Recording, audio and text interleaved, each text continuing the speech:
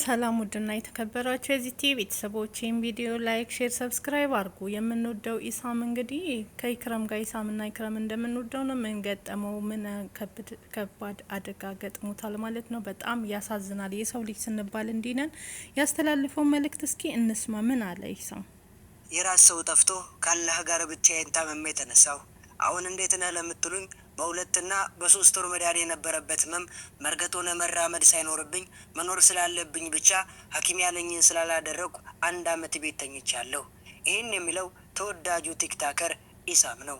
በቲክቶክ ላይ በስፋት የምናውቀው የምንወደው በተለይም ከኢክራም ጋር በጥምረት በሚሰሯቸው ቪዲዮዎች ተወዳጅነትን ያተረፉ ከጥምረታቸው መዋሃድና መወደድ የተነሳ አብዛኞቹ ጥንዶች የሚመስሏቸው ጥሩ አቅም የነበራቸው እሱ በቲክቶክ 1.2 ሚሊዮን በላይ ተከታይ ያለው ሲሆን በዩቲዩብም ቢሆን ከ211 ሺህ በላይ ሰብስክራይበር ያለው ዩቲዩብ ላይ ከኢክራም ጋር ሆነው በሚሰሯቸው ቪዲዮዎች ከ500 ሺህ እስከ 600 ሺህ እይታዎችን የሚያገኙ የሶሻል ሚዲያ ተጽዕኖ ፈጣሪ ናቸው።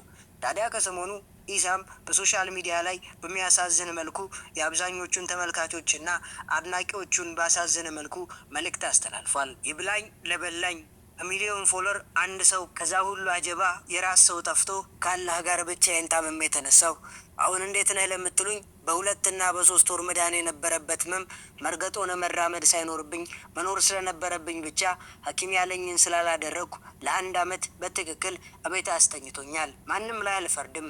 አብዛኛው የቅርብም የሩቅም ባለትዳርና አጠገቤ የሚንከባከበኝ ሰው ያለ ስለመሰለው ነበር። በዚሁ አጋጣሚ እኔ አግብቼ አላውቅም። እናም የፍቅር ግንኙነትም ኑሮኝ አያውቅም። ያሳዝናል። ወንድማችን እንግዲህ በምታዩት መልኩ ታሞ ቤት ውስጥ ለ1 አመት አክል ተኝቷል ማለት ነው። ያሳዝናል። እዚህ ጋር በመኪና ተሸክመው መኪና ውስጥ ሲያስገቡት ሲያወጡት የሚያሳይ ነው።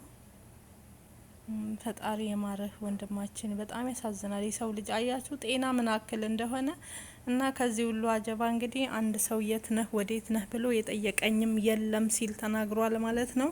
ሰው አጥቼ ብቻዬን ታምሜ የተነሳው የሰው ያለ እያልኩኝ ብሏል። ያሳዝናል በጣም ማለት ጓደኛ እንግዲህ እኛ ኢክራም ከሱ ጋር የምናያቸው ጓደኞቹን ማንም አይጠረጥርም ማለት ነው። እንዴት ሰው አጣው ሲል ያሳዝናል። ኢክራም የት ሄደች፣ ሌሎቹ ጓደኛ የት ሄዱ በማለት ኢክራምንም እንግዲህ ብዙዎች እየወቀሷትና እየሰደቧት ይገኛሉ ማለት ነው። የት ነበርሽ ከሱ ጋር የማትለየ? እውነት ነው። አዎ እኔም ብያለው ማለት ጓደኝነት እስከ መቼ ነው? እዚህ ጋር ብቻ ነው በቃ ሰው ጤና ሲኖረው ብቻ ነው እንዴ ሰው የሚፈልገው? ሲታመም ሰው ሆኖ በችግር ቀን የተገኘ ሰው ነው ሰው ማለት ነው። ምክንያቱም እኔ ታምሜ በህመሜ የደረሰልኝ በችግሬ የደረሰልኝ ሰው ነው ሰው ጓደኛም የሚባለው እንጂ ጤናማ በሆናችሁ ጊዜማ ሁሉም ሰው ወዳጃችሁ ነውና እውነት በጣም አንጀቴን የበላኝ ማለት ነው። ቪዲዮቹን በጣም በሚያሳዝኑ ሁኔታ የተለቀቁትን ቪዲዮ እንደምትመለከቱት በዚህ መልክ እንግዲህ በክራንች እየሄደ አረብያ ላይ ቁጭ ብሎ እየተገፋ በጣም ያሳዝናል። የእውነት ሰው ከንቱ ነው። አያችሁ ይሄ ቁመና ይሄ ምን ሁሉ ይረግፋል። እዚህ ጋር ደግሞ እችን እንትን እስኪ ሴት ደግሞ እነዚህ ጥንዶች ደግሞ አሁን መቅዲ ጋር ቀርበው ምን ቢሉ ጥሩ ነው? በክትፎ ነው የሚያረሰኛል አለችም። እንደሱ አይነት ወንድ ኬት ይገኛል?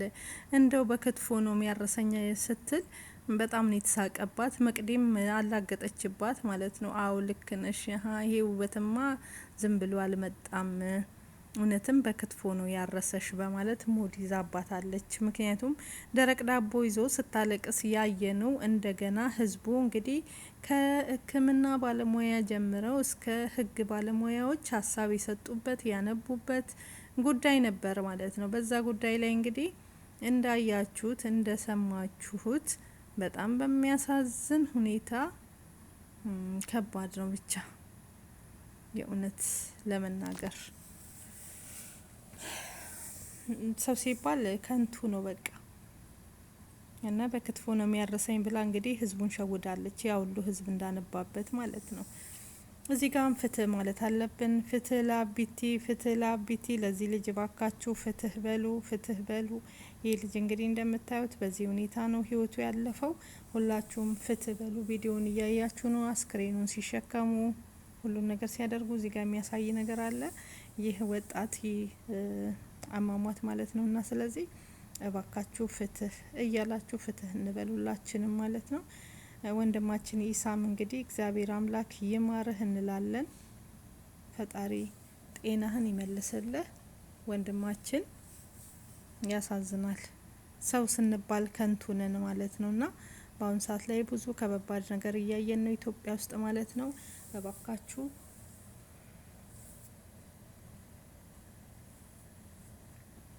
እያንዳንዳችሁ ራሳችሁን ጠብቁ። በተለይ ህጻናት ያላችሁ ደግሞ ቤተሰቦች ልጆቻችሁን ወላጆች እባካችሁ ጠብቁ።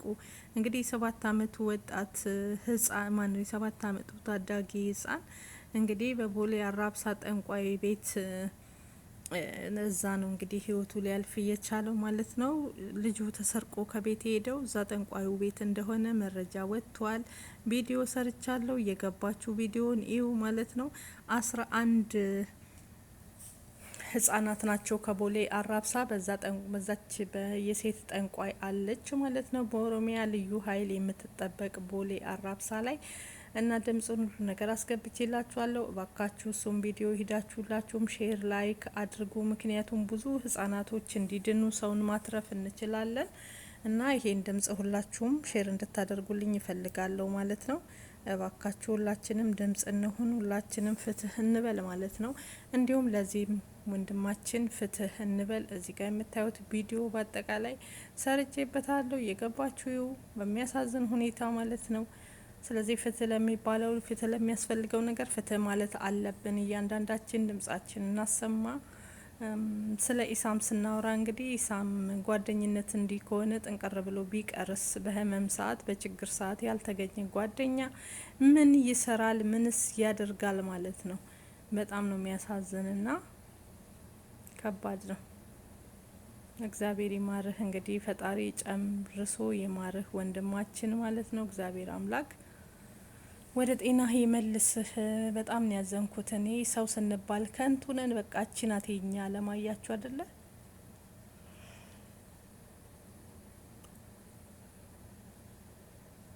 ለዝቹ ነው የምንባላ፣ ለዝቹ ነው ጤንነት። እንግዲህ ይሄ ልጅ እንዴት እንደሚያምር ሁላችሁም ቁመናው፣ መልኩ፣ ምኑ ውበቱ አይደለም እንደዚህ በክራንች የሚሄድ እንደዚህ ሊሆን ይቅርና ማለት ነው።